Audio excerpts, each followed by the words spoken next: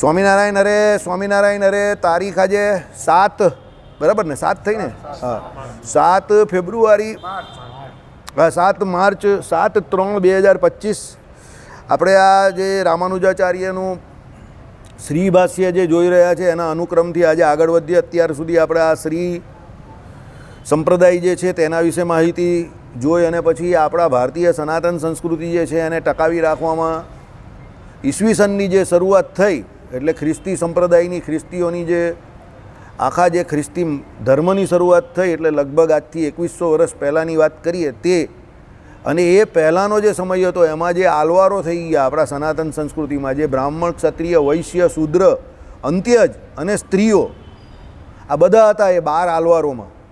એ આલવારો પોતે એમ કહે કે વિચરતા હતા અને પોતાનું જે જીવન એમાં ભક્તિરસ હતો, ધર્મ હતો અને એને કરીને લોકો જે એમની ઉપર પ્રેરાતા હતા અને એને કરીને એમણે સનાતન સંસ્કૃતિ જે હતી એને જાળવી રાખી.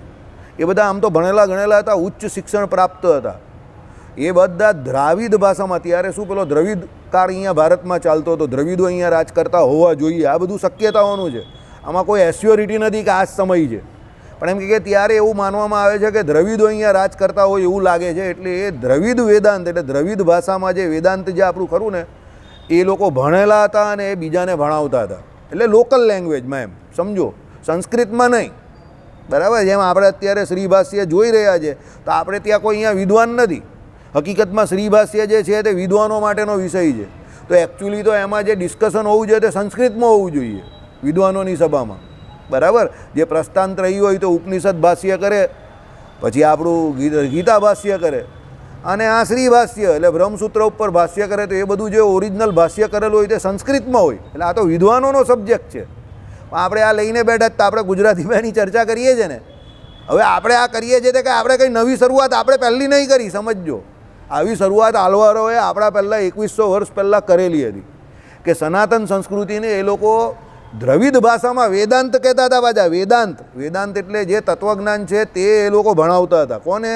ઇવન સ્ત્રીઓ પણ ભણેલી હતી. એટલે આપણે ત્યાં લોકો જે એમ કહે છે કે ભાઈ સ્ત્રી તો ખાલી ઘરમાં જ રાણી હતી ને ઘરનું જ કામ કરતી હતી, તો એ વાત ખોટી છે. કે ભાઈ સનાતન હિન્દુ સંસ્કૃતિ પરંપરામાં સ્ત્રીઓનું સ્થાન એમ કહે કે એકદમ નીચું છે કે નબળું છે, એ વાત હાવ ખોટી છે.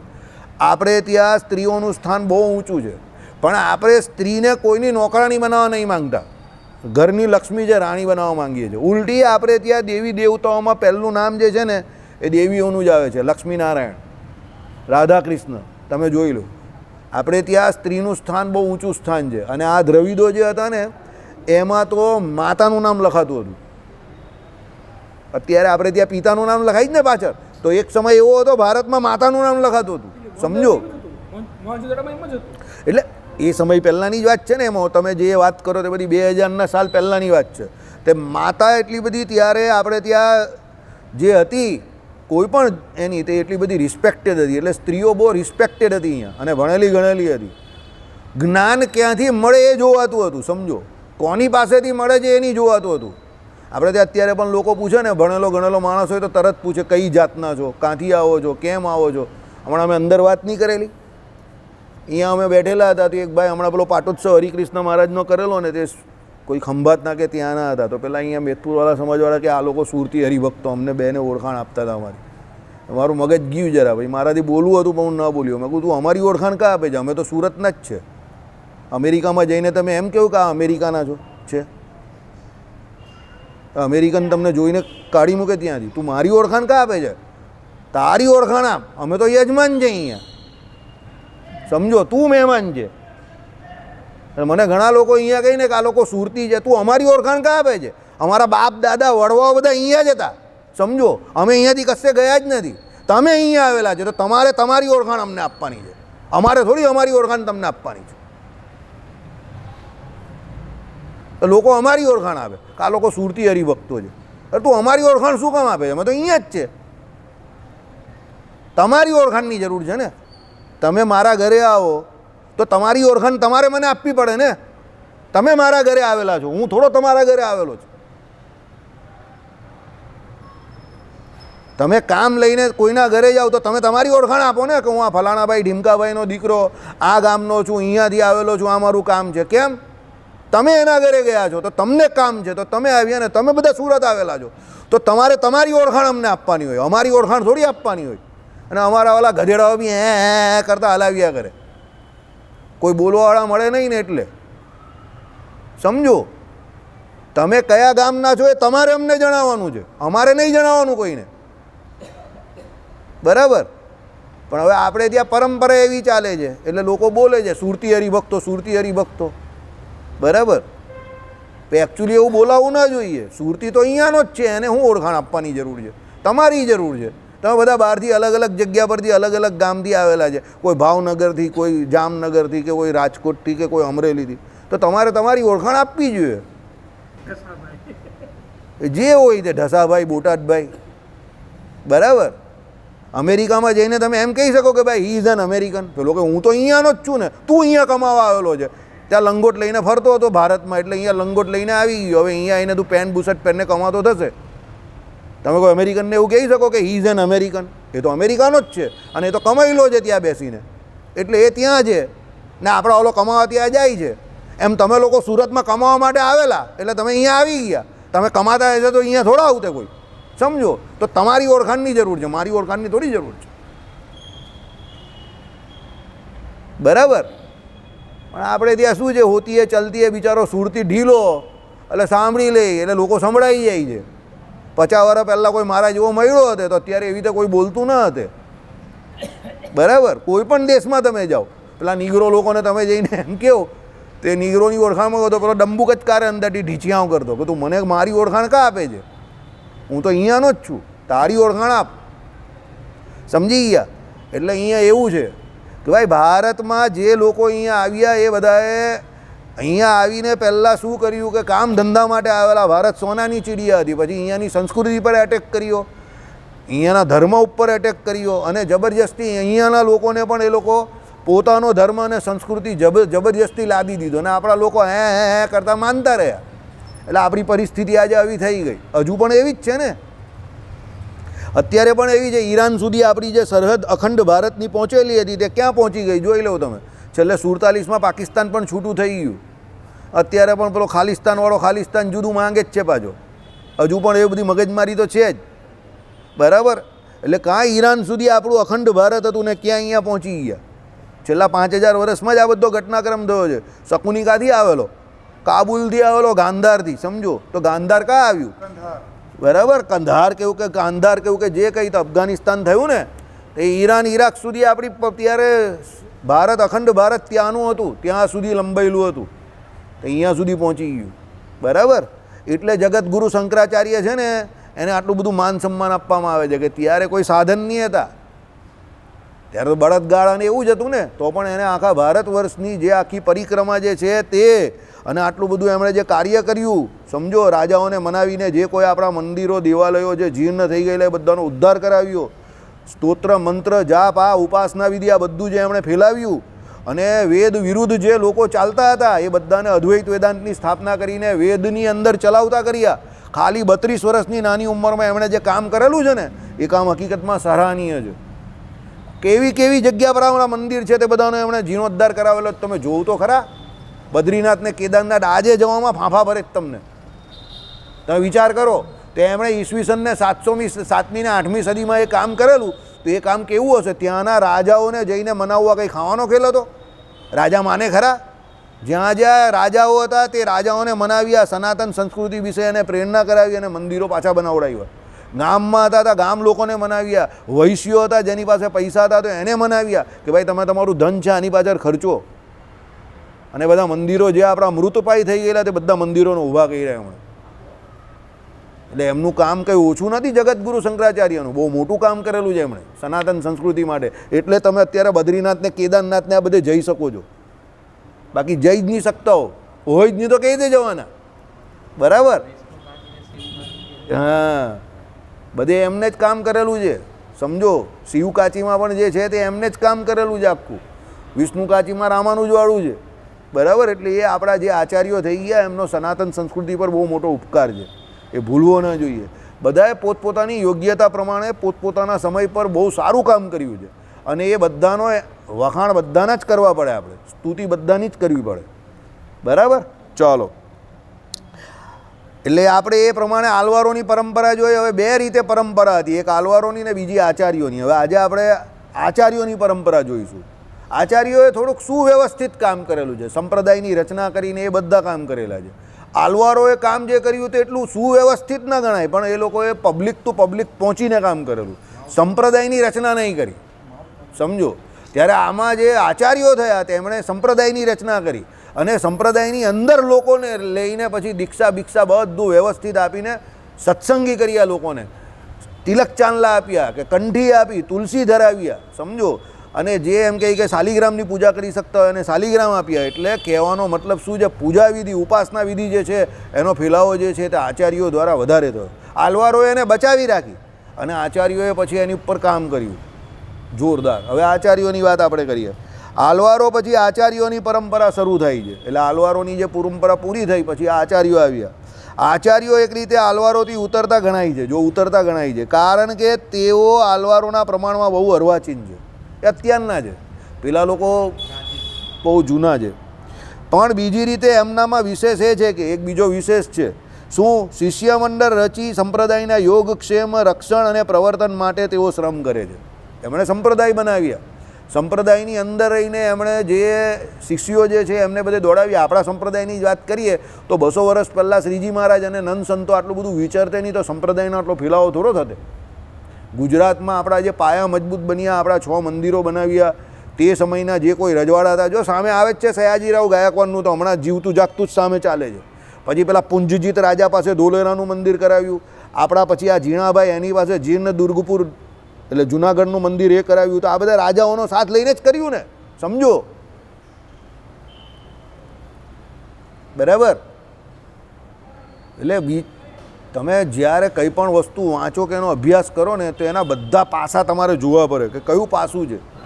તમે કોઈ પણ રીતે કોઈ પણ જગ્યા પર કોઈ પોઝિટિવ ફેલાવો કરવા માંગતો હોય ને તો તમારે ઘણા બધા લોકોની જરૂર પડે, અને એ ઘણા બધા વર્ગના હોય. ક્ષત્રિયોની જરૂર એટલે પડે કે એ કંઈક તમારે રક્ષણ અર્થે ડિફેન્સ માટે કામ કરવું હોય, ઊભા રહેવાનો મજબૂત માણસ, ત્યારે ક્ષત્રિય જોઈએ.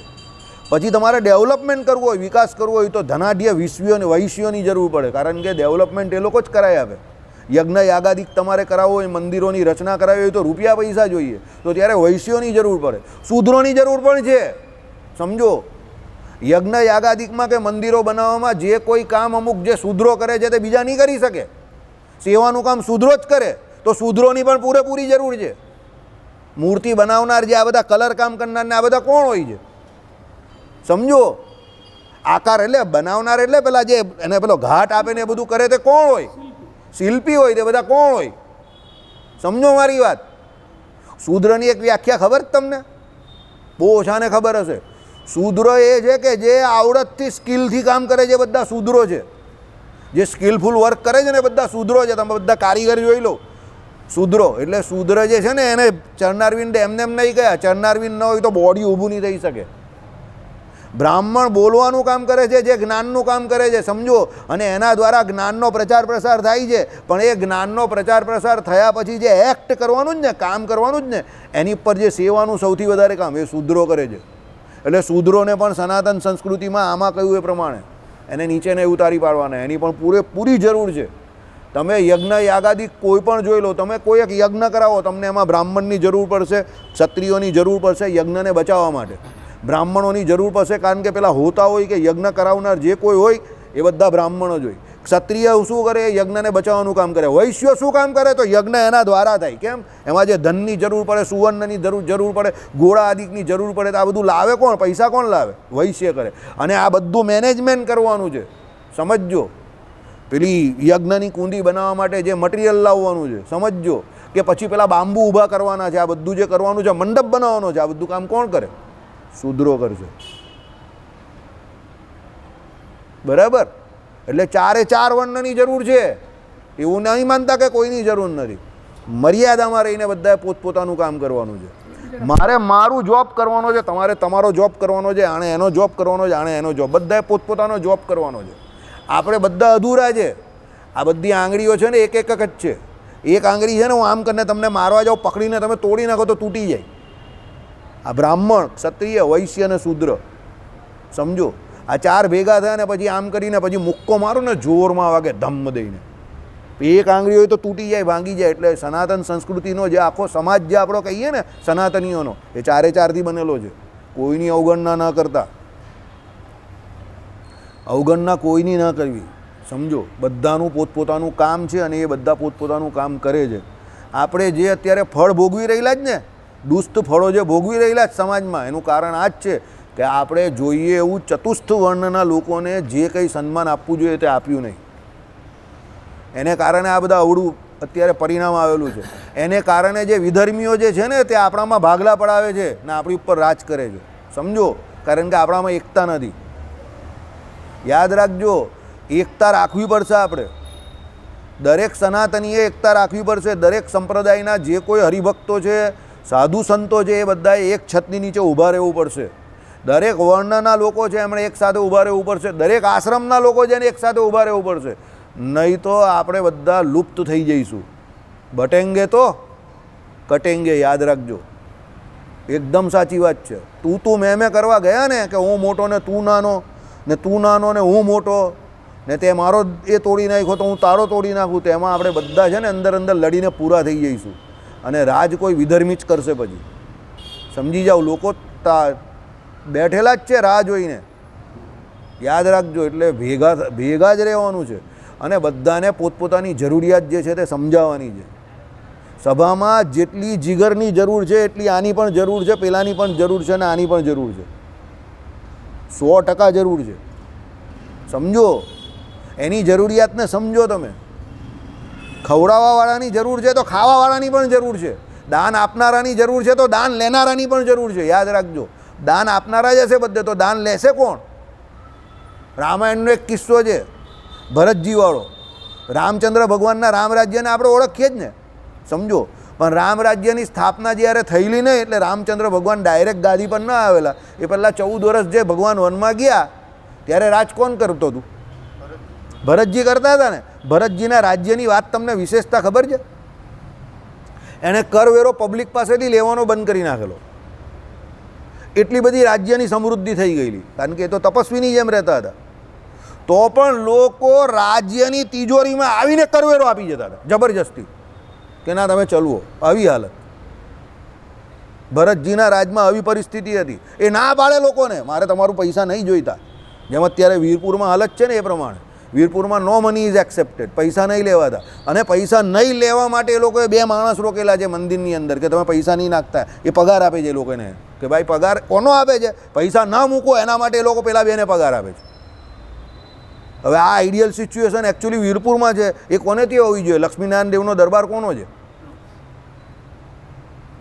સમજી જાઓ, આ નાક કાપવા જેવી બાબત છે. જો હું ચલાવતો હોઉં ને તો હું આપણે ત્યાં કરી નાખું બધું ફ્રી. આમાં મિસમેનેજમેન્ટ નથી, આમાં ગ્રીડીનેસ છે. સમજો, આમાં તમારી નિયતનો સવાલ છે. લક્ષ્મીનારાયણ દેવના દરબારમાં, લક્ષ્મીનારાયણ દેવના ઉત્સવમાં બીજાના પૈસાની જરૂર જ કા છે? મને તો નહીં લાગતું જરૂર છે.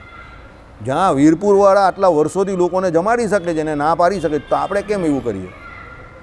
વૃત્તિનો સવાલ છે. સમજી ગયા? હા, એટલે કરવું પડે. કરવાવાળો માણસ જોઈએ, પોઝિટિવિટી જોઈએ. હજુ પણ તમને કહું છું, દરેક કામ કરવા માટે પૈસાની જરૂર નથી. યાદ રાખજો, નિયતની જરૂર છે. તમારી નિયત સારી હોય ને 5 સારા માણસ આવે ને, ઓટોમેટિક 5 પૈસા આપવાવાળા સારા આવી જ જાય. લોકોને પૈસા ખર્ચવા છે પણ સારી જગ્યા પર ખર્ચવા છે. સારા માણસ જોઈએ તો ખર્ચે. સમજી ગયા? એટલે પૈસાની જરૂર છે પણ કેવી જરૂર છે? લોકોને ખર્ચવા ક્યાં છે? જ્યાં સારી રીતે વપરાય. બરાબર? લક્ષ્મીનારાયણ દેવમાં પૈસા જ ક્યાંથી લેવાય? જ્યાં લક્ષ્મીજી સાક્ષાત બેઠેલો હોય તો તમારે રૂપિયાની જરૂર જ કાં છે? કરો એવું કામ. પુરુષોત્તમ રૂપાલા શું બોલી ગયા? સાંભળો પુરુષોત્તમ રૂપાલાનો વિડીયો સાંભળો કોઈએ. પુરુષોત્તમ રૂપાલા શું બોલી ગયા? સેવાનું સૌથી મોટું, સેવા અને સંસ્કારનું સૌથી મોટું જો કોઈ ધામ હોય કે કોઈ સંસ્થાન હોય, સંસ્થાન બોલે જાય તો એ વીરપુર છે.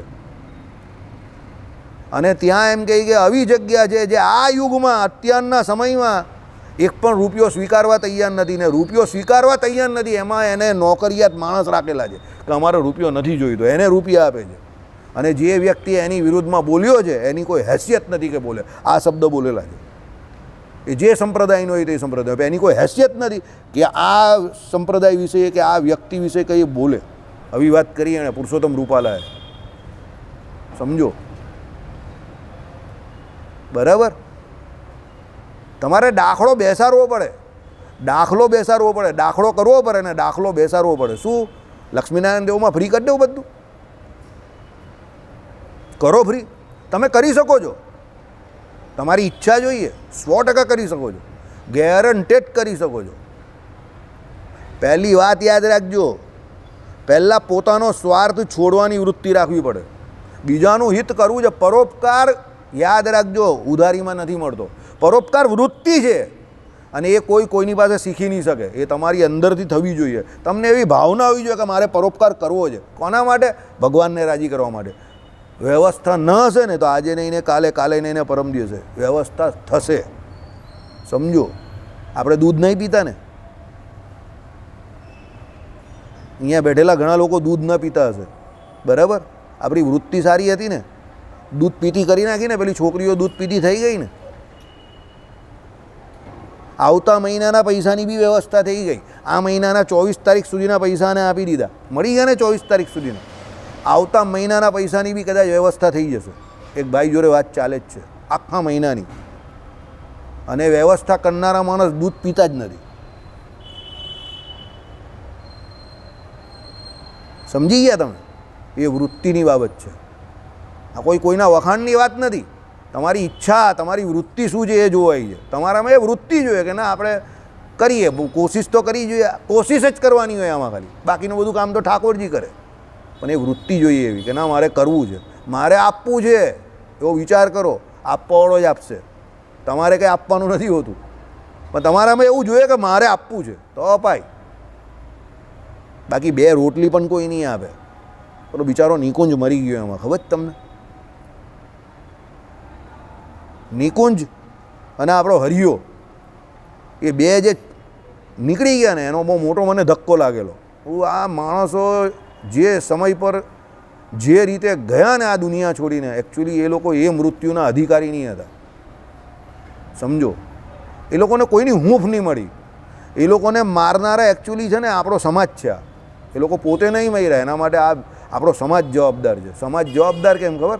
સમાજના લોકો જે પ્રમાણે બીજાનું શોષણ કરે છે અને બીજા લોકોને જે પ્રમાણે અવગણના કરે છે, એને કારણે આવા લોકો એકલા પડી જાય જ ને એટલે મરી જાય છે. એ વસ્તુ જરૂરી છે કે બધા મજબૂત નથી હોતા. નિકુંજને એના સમયમાં કામ ધંધો મળી ગયો હતો તો એ ગાંડો નહીં થયો હતો, તો એ મર્યો પણ ન હતો કદાચ. હરિયાને કોઈ એવી રીતે ગમે તેમ ન બોલ્યું હતું, બરાબર? અને હરિયો પણ વ્યવસ્થિત શાંતિથી જીવતો હતો તો મર્યો ન હતો કદાચ. એ કમ હોતે મર્યા બેઉ. એટલે એ લોકોના મૃત્યુ માટે આપણી વ્યવસ્થા જવાબદાર છે થોડે ઘણે અંશે. એ લોકો પોતે બિચારા લડી નહીં શક્યા, પણ બધા માણસ લડી શકે એવું જરૂરી થોડું છે. કોઈની કેપેસિટી ઓછી હોય તો કોઈની કેપેસિટી વધારે હોય, તો જેની વધારે છે એની જવાબદારી છે કે જેની ઓછી છે એને મદદ કરે. સમજી જાઓ, બરાબર? એટલે કોઈને મદદ કરવી એ કોઈ ધર્મનું કામ છે કે નહીં એ મને નહીં ખબર, એ તો છે જ ભગવાનની દ્રષ્ટિએ. પણ સૌથી મોટી બાબત શું છે કે તમને કદાચ ભગવાને થોડી ક્ષમતા વધારે આપેલી છે, તો એનો ઉપયોગ 2 શબ્દ બોલીને કોઈનામાં થતો હોય તો તમારા શું પોટલા લૂંટાઈ જાય છે. એ નિયત છે, બરાબર? એટલે પરોપકાર નિયતમાં હોવું જોઈએ તો થાય. સમજો, હું એવી ઈચ્છા રાખું કે મારે અહીંયા બેઠેલા દરેક માણસને એક વખત હેલિકોપ્ટરમાં લઈ જવા કે વિમાનમાં લઈ જવા, તો પહેલાં એ મારી નિયતથી શરૂ થાય. તમારે અહીંયા બેઠેલા બધાને એક વખત લઈ જવા છે, સાઉથમાં કે ગમે ત્યાં એક વખત તો લઈ જ જવા છે. કેમાં? વિમાનમાં લઈ જવા છે. સમજો, હવે અત્યારે તમને બધાને આ વાત મારી બહુ અઘરી લાગે કે ગાંડો ફેંક કરે એવું લાગે છે, બરાબર? પણ જો હું હકીકતમાં સાચી નિયતથી એવું વિચારતો હોઉં ને તો 5 વર્ષની અંદર એ શક્ય થઈ જાય, એ પોસિબલ છે. પણ એ નિયતની બાબત છે કે મારે તમને બધાને લઈ જવા છે વિમાનમાં કે નહીં લઈ જવા.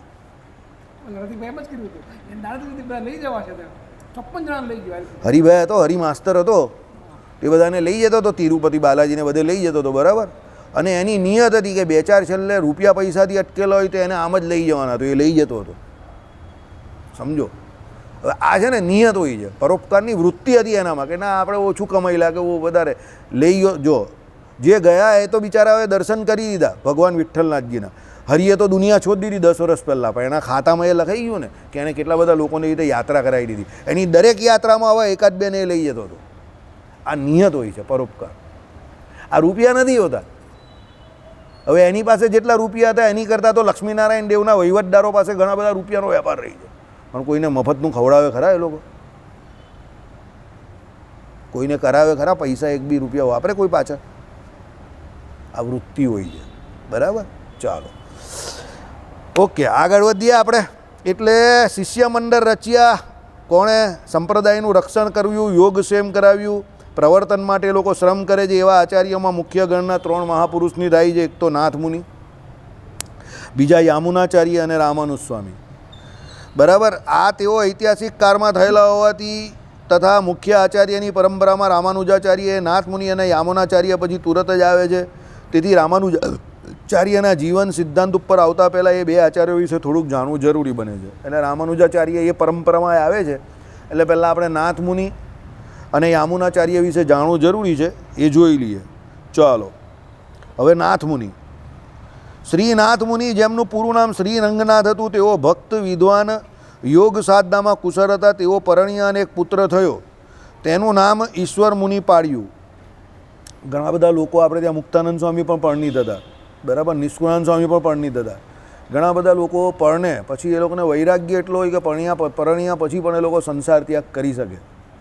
બરાબર, એ લોકોને સંસારમાં રસ ન હોય પણ પછી કુદરતની કંઈ ઈચ્છા હોય કે એવું થાય એટલે એ લોકો પરણે ને લગ્ન થાય, છોકરા પણ થાય ને પછી વૈરાગ્ય હોય એટલે છોડી પણ દે. બરાબર, એટલે લગ્ન કરવા કે ન કરવા એ બધી બાબત બહુ અલગ છે. તમે છોડી શકો છો, તમારી પાસે ચાન્સ અત્યારે પણ છે. જેના લગ્ન થયેલા હોય તેને કાયમ ચાન્સ તો એ રહી જ છે છોડવાનો. એ છોડી શકે કે ન છોડી શકે એના હાથમાં છે. બરાબર, ચાલો એટલે આમાં જે કહ્યું એ પ્રમાણે કે ભાઈ વિદ્વાન તો હતા જ, યોગ સાધનામાં નિપુણ હતા, કુશળ હતા. પુત્ર હતો જેનું નામ ઈશ્વર મુનિ હતી. તેઓએ આખા હિન્દુસ્તાનમાં ફરી દ્વારકા, જગન્નાથ, બદ્રીનાથની યાત્રા કરી હતી. જો આવી ગયું ને, આચાર્યોએ બધાએ આ જ કામ કરેલું. તીર્થોને વિશે પહેલાં વિચારતા હતા. હવે આપણા જે આ બધા સંસ્થાનો જે મુખ્ય કહેવાય ને એ બધા 4 દિશાના 4 છે. બરાબર, આપણી આ બાજુ ભારત દેશનો આખો નકશો જો તો ઉપર ઉત્તરમાં કોણ બેઠેલું છે? ઉપર બદ્રીનારાયણ ભગવાન. નીચે કોણ બેઠેલું છે દક્ષિણમાં? રામેશ્વરમ કે તમે પછી વેંકટાદ્રી પણ કહી શકો. બરાબર, 2 શિવવાળા હોય તો રામેશ્વર કહીને પેલા આપણા વિષ્ણુપંથી હોય તો તિરુપતિ બાલાજી વેંકટેશ્વર કહી. ચાલો જે હોય તો બંનેને માનીએ રાખીએ. આ બાજુ આપણી બાજુ અહીંયા ગુજરાતમાં કોણ બેઠા છે નકશાની આ બાજુ? દ્વારકાધીશ. પેલી બાજુ કોણ બેઠા છે? ભગવાન જગન્નાથપુરી. હવે આ જે છે તે બધા 4 ખૂણા આપણા આવી ગયા. હવે આ 4 આપણા સૌથી મોટા તીર્થધામ છે. હવે આ તીર્થોમાં હંમેશને વાતે કોઈને કોઈ હરિભક્તો કે જે કોઈ મુમુક્ષુઓ વિચારતા હોય એટલે આ બધા જે આચાર્યો હતા તે બધા ત્યાં આવતા હતા. આ જગ્યાઓ ઉપર મેઇન એ લોકો પ્રચાર પ્રસાર કરતા હતા. જેમ કુંભમાં જઈને બધા પોતપોતાના અખાડાવાળા જે કોઈ હતા તે બધા સંપ્રદાયવાળાએ પોતપોતાના બધા સંસ્થાનો ત્યાં ખોલીને બેઠેલા ને, કેમ ત્યાં બધા આપણા 67 કરોડ માણસોએ સ્નાન કર્યું એટલે 67 કરોડ માણસ ત્યાં ગયા. તો એ બધાએ કોઈને કોઈ જગ્યા પર વિઝિટ તો કરી જ હોય ને. સમજો, કોઈ પણ સંપ્રદાયના કોઈ જગ્યા પર લોકો રહ્યા હોય, એ લોકોએ કંઈ પ્રસાદ મેળવો હોય આ તે, તો એને આખી જિંદગી યાદ રહી કે ભાઈ હું આમાં ગયો હતો, કે ભાઈ રામાનુજ સંપ્રદાયમાં ગયેલો, કે શંકરાચાર્યના અખાડામાં ગયેલો, કે ભાઈ પેલા જૂના અખાડામાં ગયેલો, કે નવા અખાડામાં ગયેલો, કે ગમે ત્યાં ગયેલો ને ત્યાં એમ કંઈક આટલી બધી ભીડ વચ્ચે પણ મને એ લોકોએ રાત્રે 2-2 વાગ્યા સુધી એ લોકોએ રસોડા અમુક જગ્યા પર ચાલુ રાખેલા. તો એમ કે મને ઠાકોરજીનો પ્રસાદ મળી ગયો એમ. તો પેલાને આખી જિંદગી યાદ રહી. પછી કુંભમાં એકલો સ્નાન કરવાનો મહિમા તો છે જ, પણ એની જોડે તીર્થોમાં કેનો મહિમા છે? સાધુ સંતોનો જે સંઘ, એના દ્વારા સત્સંગ, એનો મહિમા છે. પાપ તો ધોવાય જ છે પ્રયાગમાં સ્નાન કરવાથી, પણ એકલું સ્નાન કરવાનું એની જોડે સત્સંગનો પણ મહિમા છે. સમજો, બરાબર, તીર્થરાજ પ્રયાગનો મહિમા ઓછો નથી, પણ એ તીર્થનો મહિમા કોના દ્વારા છે? સાધુ સંતો દ્વારા છે, સત્સંગ દ્વારા છે. એટલે અહીંયા શું કહ્યું કે ભાઈ જગન્નાથપુરી, બદ્રીનાથ છે, દ્વારકા છે, એની યાત્રા એમણે કરી હતી. કેટલાક વર્ષ મથુરામાં રહી શ્રી ગોવર્ધન સમીપ વાસ કર્યો હતો. હાલ પણ ગિરિરાજ નાથજીની ગુફા દેખાડવામાં આવે છે અને શ્રીનાથજી ભગવાન પણ પ્રથમ ત્યાં જ બિરાજતા હતા એમ કહેવાય છે. શ્રીનાથજી ભગવાન જે પહેલાં છે ને તે ત્યાં ગોવર્ધન જતિપુરામાં ત્યાં જ, એટલે ગોવર્ધન જે છે ને આપણો ત્યાં ગોવર્ધન એ જતિપુરા ત્યાં નીચે જગ્યા છે, ત્યાં બિરાજમાન હતા. પણ આ બધા મોગલ શાસકોને આ બધા આવ્યા ને એટલે ત્યાં બહુ મોટું જોખમ હતું. એટલે ભગવાનને પછી એ લોકો અહીંયાથી ધીરે ધીરે ધીરે ધીરે નહીં ઇતિહાસ નહીં કહેતા, બહુ વાર લાગશે, ટાઈમ નહીં એટલે એ લોકો લઈને એને પછી અહીંયા આવી ગયા. તોડી નાખવાનો પ્રયત્ન કર્યો ને એટલે પછી હરિભક્તો એને લઈને ભાગ્યા. પાછળ સેના હતી. પછી અહીંયા મેવાડમાં પહોંચ્યા ને એટલે રાજાને વિનંતી કરી. રાજા કે લશ્કરને તૈયાર કરો અને મોગલોને અમે યુદ્ધ ચડાવી. 50,000 સૈનિકો મર્યા પણ શ્રીનાથજીને બચાવી રાખ્યા અને શ્રીનાથજીને ત્યાં સ્થાપન. એટલે જ ને, એટલે તો કહું છું કે એ બહુ મોટા આપણા યુદ્ધો થયા છે મૂર્તિઓ માટે ને એના માટે આપણે ઇતિહાસ પૂરેપૂરો ભણાવવામાં આવતો નથી. બરાબર, આપણે બધા મોગલોના વખાણ કરીએ કે શિલ્પ સ્થાપત્યમાં પેલો શાહજહાં બહુ હતો. અરે શાહજહાં વુમનાઇઝર હતું એક નંબરનું. બરાબર, બધી બંડલ વાત આપણે શીખવાડવામાં આવી છે. અડધો ઇતિહાસ કયો છે આપણે. એટલે આપણા સનાતનીઓએ જે પોતાનું જે સંપ્રદાય કે આપણી સંસ્કૃતિ ટકાવી રાખી છે, એમાં કેટલા લોકોએ પોતાનું બલિદાન આપ્યું છે. ગુરુ ગોવિંદસિંહ જોઈ લો, આ લોકોના એમના કેટલા, ગુરુ ગોવિંદસિંહના કેટલા દીકરા ગયા? 4 દીકરા ગયા.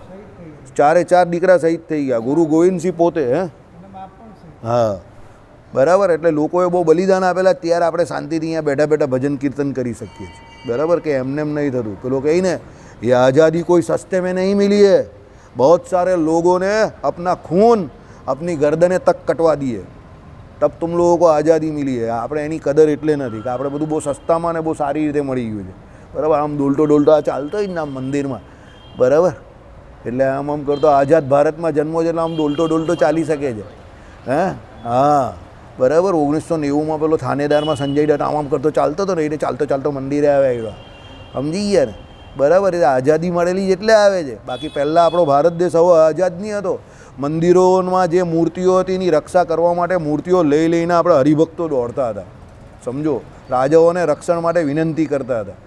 બરાબર, સોમનાથની ઉપર આક્રમણ કરેલું ને તો બ્રાહ્મણો જે ખરા ને તેના જનોઈથી આખું સોમનાથની જગ્યા ભરાઈ ગયેલી, ઢગલો થઈ ગયેલો. એ જનોઈને ખસેડતા કેટલો સમય થઈ ગયો, એટલા બધા બ્રાહ્મણોને કાપી નાખેલા. સમજી ગયા? શ્રીપતિમ શ્રીધરમ સર્વદેવીશ્વરમ ભક્તિધર્મ આત્મ